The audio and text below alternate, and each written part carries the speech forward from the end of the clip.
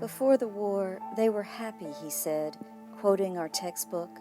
This was senior year, history class. The slaves were clothed, fed, and better off under a master's care.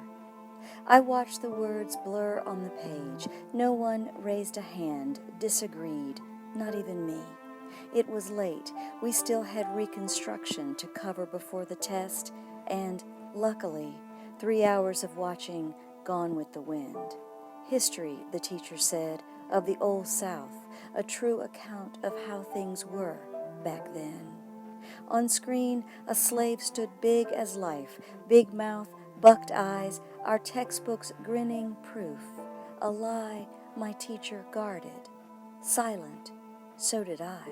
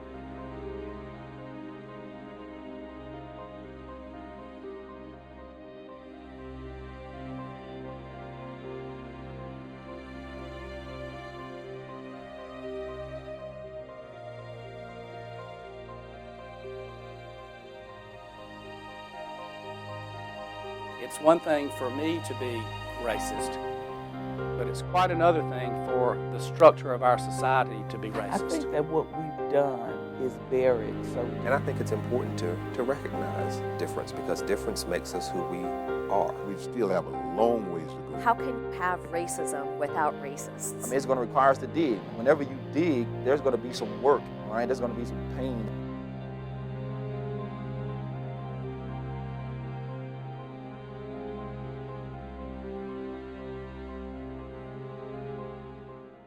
We all live in structures.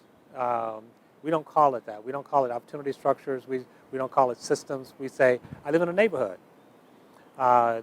In a realtor market, you say you only care about 3 things when you buy a house: location, location, location. What they're saying is that when you buy a house, you buy a neighborhood, you buy a school district, you buy a grocery store, you buy a park, you buy police services, you buy fire services, you buy a structure. And that structure can be arranged so that your life chances and your life itself is in a positive projection. There's another form of racism. That's where structures and institutions carry on policies that have a racially discriminatory outcome. And these institutions are run by people that don't have any prejudices. So in effect, the way that these policies affect African Americans is just as harmful as if the policies were intentional, but that they don't have intent. And so we need to understand how these structures work, institutions and traditions and policies that allow for bad things to happen carried out by good people. The face of the racist in the United States of America is a working class white man or a poor white man. And I think we need to definitely hold white folks of all class backgrounds accountable for what they're saying, what they're doing, the harm they're doing. But what's really hurting and oppressing communities of color is a policy being passed by wealthy white folks in Washington, D.C. and in places of government. And so we really have to understand that while prejudice is a problem, policy and policies which are leading to racial inequity are actually the target of our work. We can tell you with high degree of accuracy how long you're going to live, not based on what you eat, but based on the neighborhood you live in. Because you live in a neighborhood that distributes life itself or denies it. And that's a structure. We all live in a structure, all of us. No one lives outside of a structure. But that structure, which either generates opportunity or retards opportunity, is what I call an opportunity structure. And that structural racism is very much a function of structures that we've created, like the state constitution of 1901, like the lack of equality and equity in education financing. We have the lowest property taxes in the country. So we talk about loving our children, but we don't, because we're not spending money on our children, and we're not spending it equitably. So again, that's structural. I mean, that's structural. Educating our young people is this single most expensive thing we do, but it is also the most important thing we do. We don't fund education like we do bridges. You know, if we want to build a bridge across the bay, you go out and you find out, well, it costs $300 million, and then you go to the legislature and you get the money. That's not the way schools work. We just say, here's $7,000 to educate the children. That's all we're going to give. It's not based on what actually is necessary. If we funded bridges the way that we funded schools, the bridges would go halfway across the bay, and then the cars would drop off into the water. I think race relations in Alabama are light years ahead of what they were in the days of the American Civil Rights Movement. That said, though, there are still some serious issues. I think that the allocation of resources, the lack of property taxes and others is a direct reflection of the failure to provide education for African American students. When you're much more likely, if you happen to be born black, to be in a community where the schools are underserving your needs, where healthcare access is limited, those are structural injustice issues that deserve the attention of all of us. And in fact, you don't need to be guilty to be responsible for the solution. And I think that's a helpful way to think of it, because it doesn't require you to attribute guilt or poor motives to being a white person in a community that may be benefiting from services where African Americans in their community aren't. You know, there is a big difference in terms of course offerings, quality of instruction, quality of facility for these students when you look at one part of the county from the other part of the county, or inner city to suburban. And so what we tend to see then is a connection to the dropout rate, to the achievement rate, to the number of students who are going off to college or being able to truly contribute to the workforce. So it's almost cyclical. I think continued inequities in the educational offerings to families, in particular in black communities, is the single biggest determining factor in limiting our potential to continue to improve race relations. Not just because disproportionately African American children find themselves in malfunctioning, under-resourced schools, but I think even more important than that, the majority of Americans, mainly white Americans, I think don't honestly believe that all children can learn at a high level. There is this equation of a school with a high black population with being a quote-unquote bad school. And people, again, don't want to support schools where their children don't go, and I don't mean their biological children. Alabama's no longer support public education because their view is they're not our children, which means they're not white kids, they're black kids and Hispanic kids, and so we don't care what happens to them. And if you look at the long-term future of the state, it's kind of frightening to think what's going to happen if we continue to defund or underfund public schools. And we do it largely because of race, because the percentage of kids who are African American and Hispanic is continually going up until finally the tipping point comes around 2017. And as you decide that it doesn't make any difference whether kids of color have a good education, whether they graduate from high school, whether they go to college, you're steadily narrowing the skill gap for the labor force. And all of a sudden you're competing with Korea, you're competing with Japan, you're competing with Sweden, you're competing with Finland, you're competing with India. And the reason we are not going to be competitive is because white Alabamians don't really care, because it's not our children.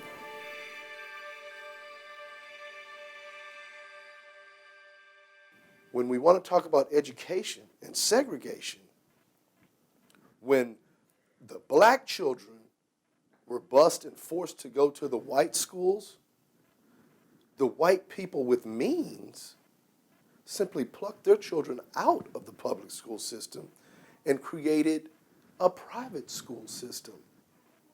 In essence, segregating all over again. This time, not only by race, but by means. The haves and the have-nots. I mean, I think in the long term, it'll be very bad for this community if education becomes the province of the privileged few. You know, I wish more people of means would send their kids to the public schools. I think it would be good for their kids and good for the public schools because we know they'd have more support. But failing that, I want to make sure that people understand that it's in all of our interest, whether your kids go to public schools or not, to make sure that they have the resources that they need so that we lay the groundwork for an interracial, multicultural future where everybody has a chance to be contributing members of this community. I mean, nothing else makes any sense to me. If I expect a certain level of education for my child, then we should expect that for every child in the country. And we should invest to achieve it. Because when we achieve it, when we actually have schools that are well-funded enough to support all students at a certain level, we'll be excited to take our children to that space. We don't get that on the cheap. We don't get it free. And we don't get it by constantly defunding our school systems. We're going to have to pay for it. You're paying for it anyway if you're going to private school, right? So why wouldn't you pay for it in terms of a public policy? How much is it worth to you to just avoid doing the work of dealing with issues of racial disparity and our assumptions about racial inferiority in schools? What I think is a non-negotiable and something that we have to continue to remind ourselves about in Mobile is that regardless of whether you're in private school or in public school, the majority of young people in our community come from public school. And they are being educated in public schools, the vast majority of young people. So it is to all our benefit to ensure that the quality of the instruction, the proper funding is being maintained in our district so that our students are graduating, being able to be prepared for the future and being able to give back economically to our community.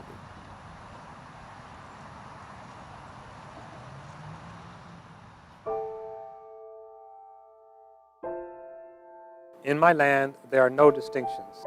The barbed wire politics of oppression have been torn down long ago. The only reminder of past battles, lost or won, is a slight rutting in the fertile fields. In my land, people write poems about love, full of nothing but contented childlike syllables. Everyone reads Russian short stories and weeps. There are no boundaries. There is no hunger, no complicated famine or greed. I am not a revolutionary. I don't even like political poems. Do you think I can believe in a war between races? I can deny it. I can forget about it when I'm safe. Living in my own continent of harmony and home. But I am not there. I believe in revolution because everywhere the crosses are burning. Sharpshooting goose steppers around every corner. There are snipers in the schools. I know you don't believe this. I know you don't believe this. I know you don't believe this. You think this is nothing but faddish exaggeration. But they are not shooting at you. But they are not shooting at you. But they are not shooting at you. But they are not shooting at you.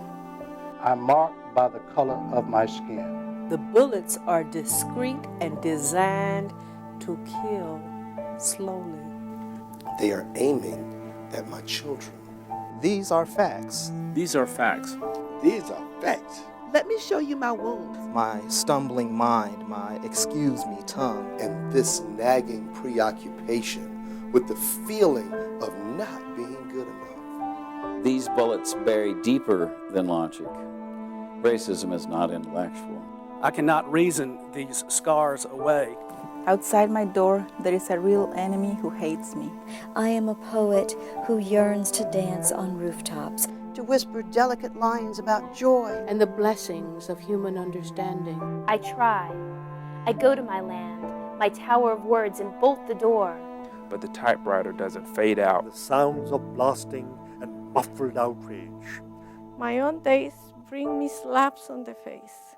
Every day I am deluged with reminders that this is not my land, and this is my land. And this is my land. And this is my land. And this is my land. I do not believe in the war between races. But in this country, there is war. There is war. There is war. There is war.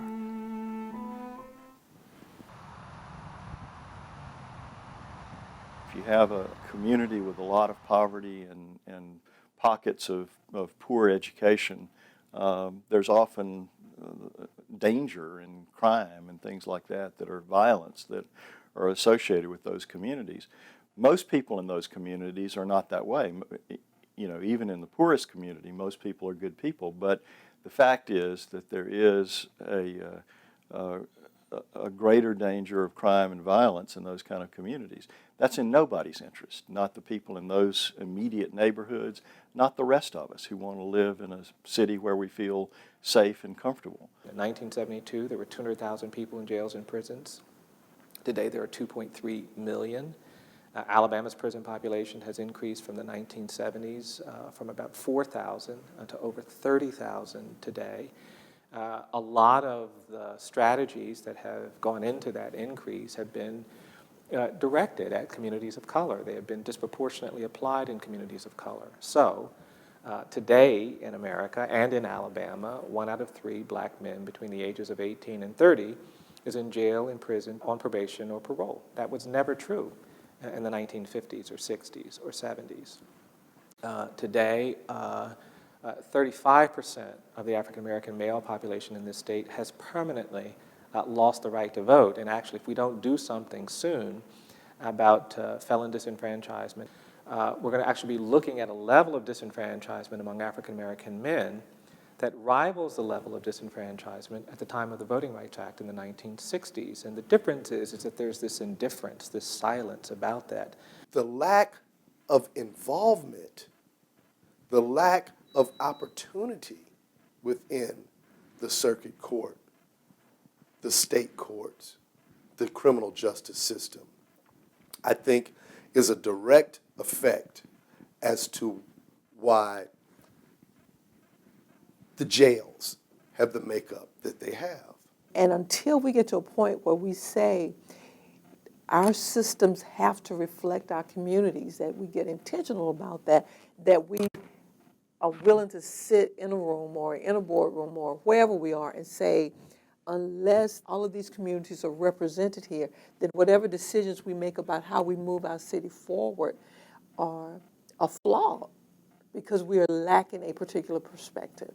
Illegal drug use among African Americans in communities like Mobile is the same as it is in white communities. There's no disparate kind of use, illegal use, but African Americans in Mobile are 6 times more likely to go to jail or prison for simple possession of marijuana or cocaine than their white counterparts in that community. Whites convicted of the same crimes as African Americans with the same socioeconomic background don't get sentenced in the same way. There's almost now the famous, or it should be famous, analysis of the crack laws, you know, how we have a separate law for cocaine when it's put in the form of rock cocaine than powdered cocaine. And the only explanation is that powdered cocaine is what white people use and rock cocaine is what black people use. We have selective enforcement of laws as a beginning problem. So for example, again, drug possession is a perfect example. You know, the data tells us that people who are guilty of possession of, say, marijuana are just as likely to be black or white. That is, if the community is 20% African American, then 20% of the people illegally in possession of marijuana will be African American, and 80% will be white. But the arrest patterns are going to be different. You know, we will set up roadblocks in minority communities, and we will search for drugs. We will go into public housing projects that are disproportionately black, and we will search for drugs. We will see young men of color in places where we think they don't belong, and we will search for drugs. And then we will prosecute those folks very aggressively. We don't search for drugs at South Alabama. We don't do raids at Auburn. We don't do raids in the dorms at University of Alabama. We don't do raids in places where people feel protected. We don't go into affluent white communities and set up roadblocks and search for drugs. We could find drugs in those communities just like we can in poor communities.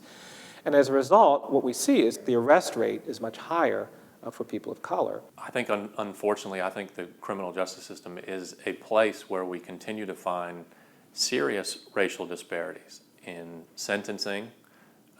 I think it's unquestionable that in terms of certain punishments related to different drug offenses, they're more strenuously applied in minority communities. That's not to say we need to let people off for drug offenses because of their color, but it really is something worth considering more seriously how we're addressing crime, where we're addressing it, and what we're doing about it.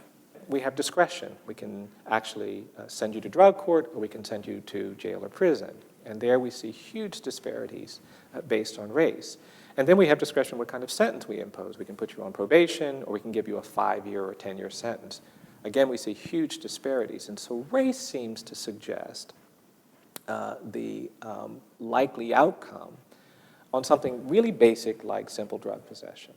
And that plays out throughout the criminal justice system in a variety of contexts. There's so many steps in the criminal justice system where people have discretion.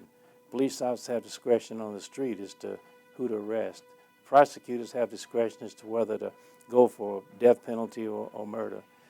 Juries have discretion. And finally, the judges in Alabama have almost a complete arbitrary power just to overrule even what the jury does. And all of those decision makers are disproportionately white. We do not have adequate representation among African Americans in any of those communities: law enforcement, prosecutors, trial judges, appellate judges.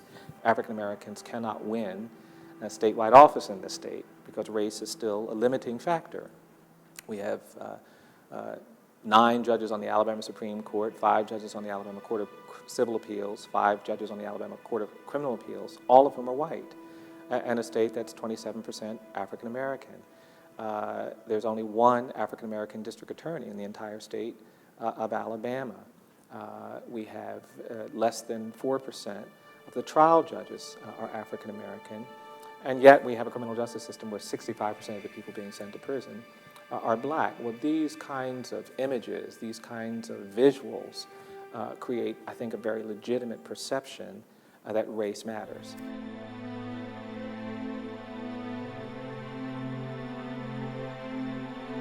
In Alabama, you have about the same number of blacks and whites who are poor, which is always kind of striking to an audience to hear, because most white people in Alabama just assume poverty as an issue of Hispanics and African Americans. It doesn't affect them. Not true. One of the biggest challenges facing the improvement of race relations is the continuing sense of the vast majority of white Americans and white Alabamians that the majority of people in poverty are African American. That has never been true. There's a slight disproportionate increase in poverty in the black community, and there has been since the time of slavery. But in terms of who's poor and why they're poor, it's always been a majority white poverty problem. Even in Alabama, the majority of people in poverty are poor and rural and white. The people who receive welfare, it's never been a majority black program, although most white people think it is. That, as a starting point for race relations, does terrible damage to people being thoughtful about engaging in new relationships when people are just dead wrong on the facts. I have students who are reading the stats that African Americans or Hispanic Americans are disproportionately represented among. But we skip over the fact that the majority of are. I don't need you to tell them that there's a disproportionate number of black people or there's a disproportionate number of Hispanic people, because you take the attention off the fact that the majority of the people are not black and Hispanic. And so I have to wonder, historically, why did we do that? What motivates that? It really is a fascinating problem with a lot of different causes, and I don't attribute poor motives to most of those causes. In other words, there's a great book called Why Americans Hate Welfare, and there's a chapter specifically about race and media. And there's a 30-year study that's been done about mainline weekly magazines, Newsweek, Time, U.S. News and World Report, that look at every article in the last 30 years about poverty and speak about whether it's about an African American family or white and what the picture is. And the majority of them are about African American families, even though the majority of people in poverty are white. And when you just divide the articles based on those stories about people pulling themselves up out of poverty, positive stories about poverty, as compared to negative stories, the majority of the stories that are positive have pictures of white families, and the majority of stories that are negative have pictures of black families. I don't think they purposefully sent their photographers into black communities to portray poverty negatively.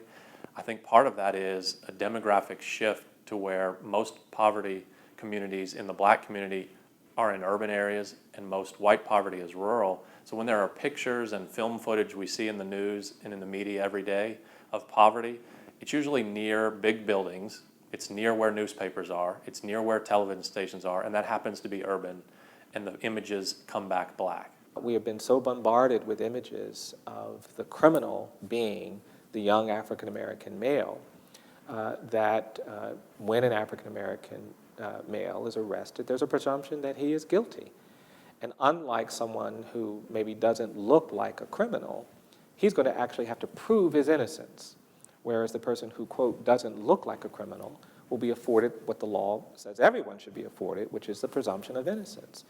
That's going to greatly increase the likelihood of a wrongful conviction. There can be a perception that, any black man walking the street is not part of the population of law-abiding citizens. So sometimes I feel like I have to prove that I'm not a criminal before I can kind of, go about my business. When we look at other crimes by dominant culture, it's not a matter of race, it's just the crime. But when you look at crime by black people or Hispanic people, it's a Hispanic crime or it's a black crime. There's structural racism out there that exists that continues to perpetuate the level of violence. There's an educational system out there that is not welcoming of young black men. My little girl tells me that too. She has kids in her class who are labeled the bad kids. She knows who they are. And those kids pull on those labels throughout the system. And we've actually trained them to be the outliers, the outcasts, and therefore people in prisons. And so we really have this really effective school-to-prison pipeline. And it seems that nobody cares about it. If you go, for example, to Strickland, you'll find overwhelmingly the children who come before the court in Strickland, the ones who are detained, are largely African American. But there's no African American on that bench at all in any kind of decision-making role in the lives of their children until they get to a probation officer. When you send a young male or a young female to the Mobile County Youth Center, they're going to get educated, and it's not the kind of education that we want to give them. They're going to go in and connect with someone who knows how to sell drugs, who knows how to make drugs, who knows how to steal cars, and they get that education, and they come back out on the streets. So then we've compounded our problem. And then the next thing we know, we see this child on the news and he's killed his peer. And we say, wow, that's black on black crime. It's poor on poor crime is what it is. And so if we're going to ever address it, first we need to realize that it's not limited to race. That's why we're afraid of poor black people in certain areas of the city. It's only because we've actually constructed the population, we've devalued them, we've labeled them as such, and then we then have to face the monster that we've created.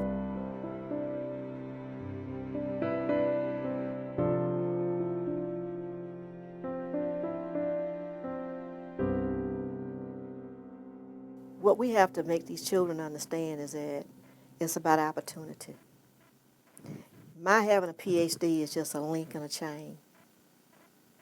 My responsibility is to be sure that somebody else catches hold of that link so we can pull other people up. And that's been my chore, is to get other people to hold on to that chain so we can pull other people up. So it's our mission to help them to understand we did it because somebody helped us. Somebody said, you can do it. So it's our mission to give back. And that's what we got to do to help these children, to help these students. All children, regardless of color, deserve a fine education.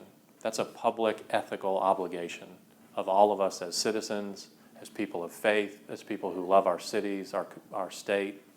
Every child deserves to go to a school that can help them develop their potential. The forefathers, the ancestors knew that the ticket to freedom was an education, and that's slowly being and methodically being taken away from us. And until we can open up their minds and their ears and get their parents to understand that education is the key, we're going to lose a whole generation of children, and that bothers me. That bothers me.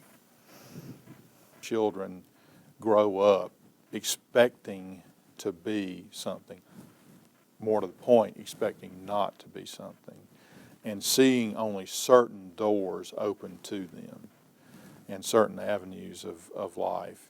And the more we consciously show every child in Mobile County, you have every avenue in life open to you, the more that will tear down that structural racism. And we have to do it intentionally. So this is what we have to do to these children, is tell them that they're going to go. And if we tell them, the opportunity will be made available.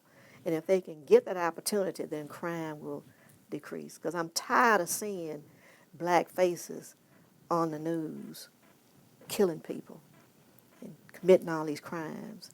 What if they have an opportunity? I'm tired of black kids being felons. I'm tired of it.